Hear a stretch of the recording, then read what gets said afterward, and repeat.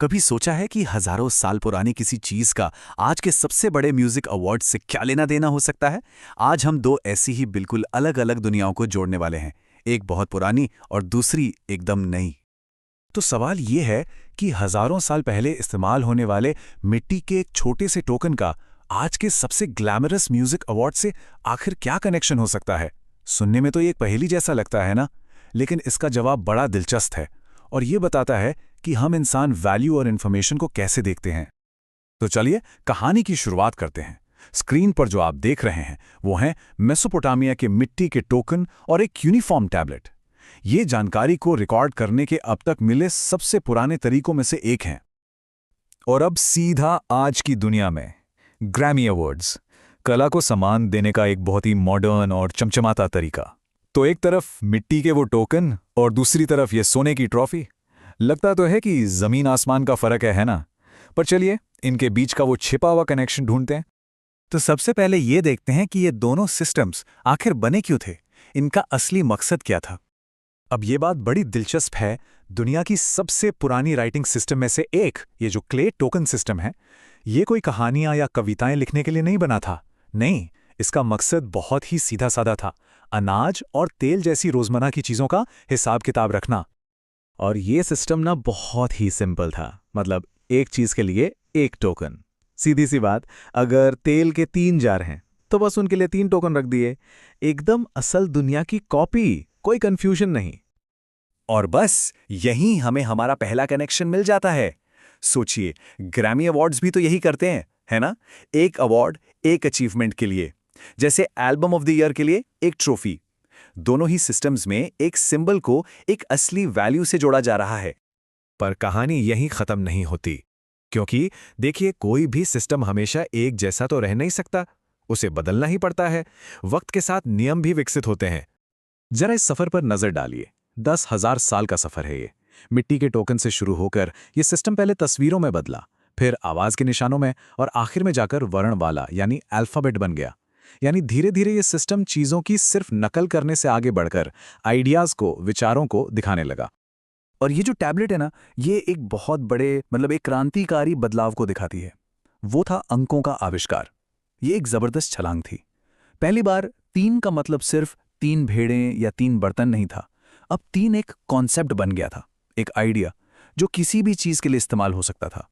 और इससे सिस्टम कितना एफिशिएंट हो गया वो देखिए। पहले तेल के 33 जार दिखाने के लिए 33 निशान बनाने पड़ते थे, लेकिन अंकों के बाद सिर्फ 7 निशान। ये जानकारी को प्रोसेस करने का कई ज्यादा पावरफुल और किफायती तरीका था।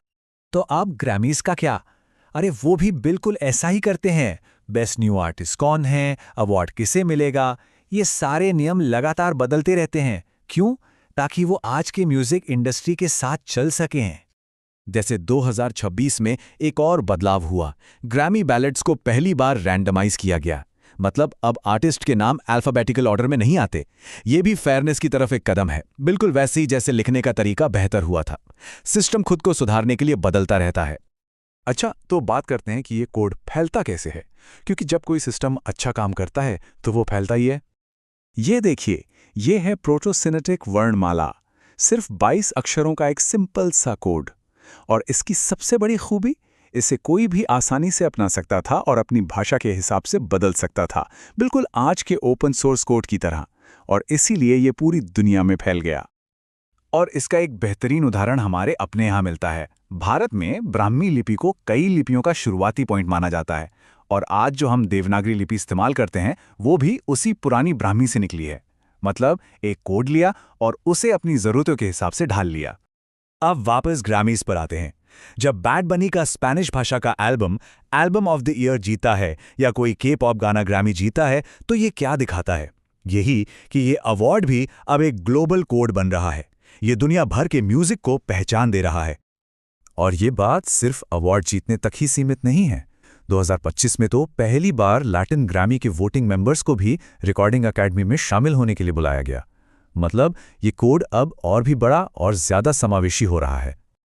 तो इन सब के बाद हम आते हैं सबसे जरूरी सवाल पर कि आखिर एक सिंबल की, एक प्रतीक की असली वैल्यू क्या होती है। शुरुआत कहां से हुई थी? सामान का हिसाब रखने वाले एक सीधे साधे प्रैक्टिकल सिस्टम से।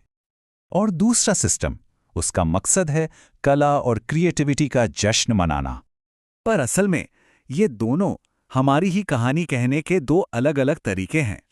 तो आखिर में बात बस इतनी सी है, चाहे वो अनाज गिनने वाला मिट्टी का टोकन हो या फिर एक शानदार एल्बम के लिए दिया जाने वाला सोने का ग्रामोफोन, ये दोनों ही ऐसी टेक्नोलॉजी हैं जो बताती हैं कि एक कल्चर, एक समाज किस चीज को वैल्यू देता है। ये इस बात का रिकॉर्ड है कि हमारे लिए क्या मायने रखता है।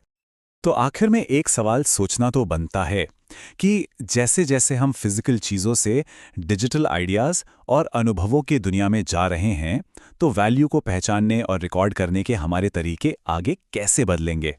अगर हम अतीत के इन पैटर्न को देखें तो भविष्य कैसा दिख सकता है।